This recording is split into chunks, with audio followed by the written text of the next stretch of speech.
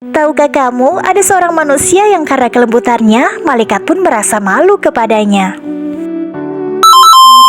Inilah Utsman bin Affan, sahabat Nabi Muhammad SAW yang terkenal dengan kelembutan hati dan kedermawanan tiada batas.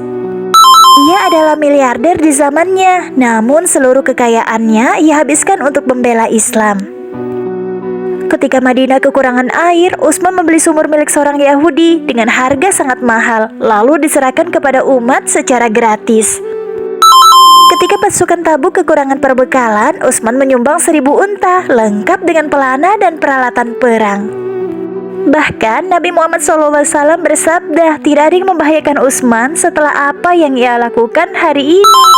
Jika kamu menyukai kisah penuh hikmah seperti ini, bantu berkembangnya channel Sang Maryam dengan menekan subscribe. Semoga Allah membalas setiap klikmu dengan pahala dan ilmu yang bermanfaat.